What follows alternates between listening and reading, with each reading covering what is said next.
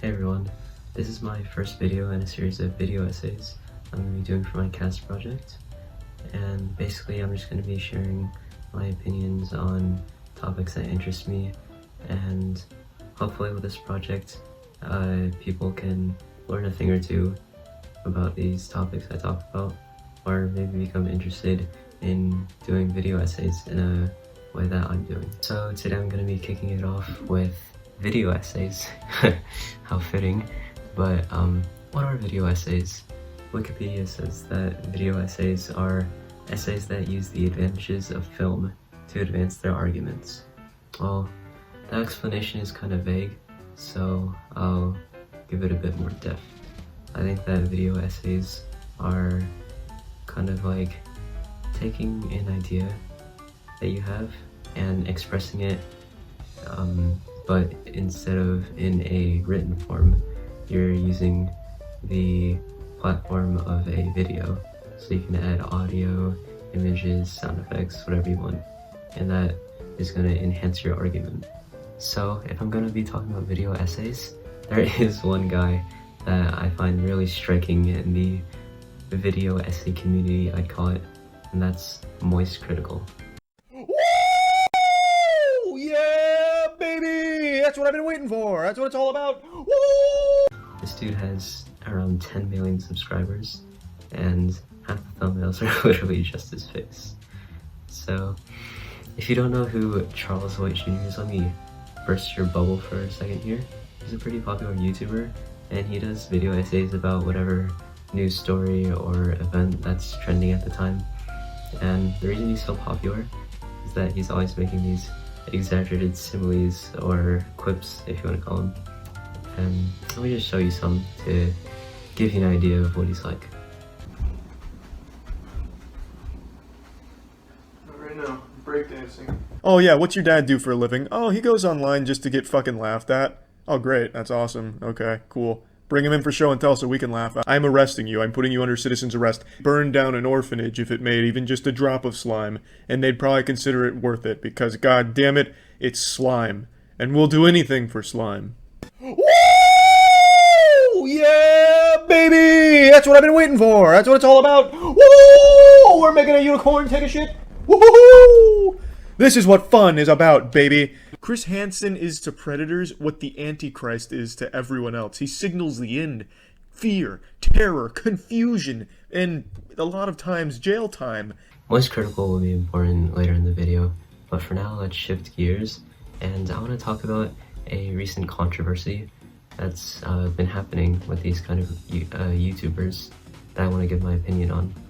And this controversy is called the React Grift. Basically, this guy, Dark Viper AU, is calling out people who take other people's videos, react to them, and then pass it on as their own content. So, according to Viper, these so-called React content creators these are the types of videos that Critical will be making on a daily basis. They'll be taking content from other sources and then basically commenting on it, like reacting to it. Okay, I'll admit, I made React streamers look pretty bad there, and you're all probably wondering, well, how can you admire all these reactors and then call them leeches? What are you even saying? But there are a few factors that will make the situation more clear. Alright, so the first point Viper AU makes is that React videos are essentially stealing views. So if React videos didn't exist, then all the views that would have gone to the React video will then transfer over to the base content that's being reacted to.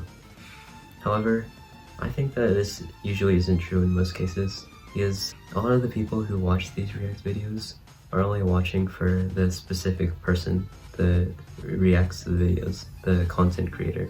They probably wouldn't go out of their way to find these stories or content themselves, and in most cases, these stories would just be buried away under all the other content flowing around online.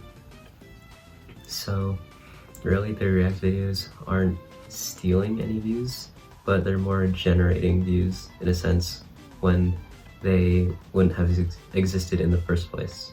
Alright, a second point I want to talk about is that Viper AU is basically implying that the original content creators whose content is getting reacted to aren't getting compensated as much as they should be. He's saying that it's unfair that all these React content creators are getting the money from views when the original content creators should be getting that money. However, there is an argument against that because YouTube has an entire copyright system in place to combat this. So people can place copyright strikes on videos that use their content and then make a profit that way. So, for example, the first video I ever posted was a few clips of a mangrove tree over some instrumental music for a biology project. And not even a week later after posting it, I was copyright struck by the production company that owned the music rights. So, if these guys can somehow find the instrumental in my unlisted video with like, 2 views all the way in the back of YouTube, then I'm sure the copyright system that YouTube has in place can be used to solve at least some of these problems. So, overall, I don't think React videos are morally wrong, and that's basically my justification for doing reacting segments in this series. Anyways, I doubt anyone would be concerned with such a small new channel like mine anyway, but I can still hope. Anyways, that's all. Thanks for watching.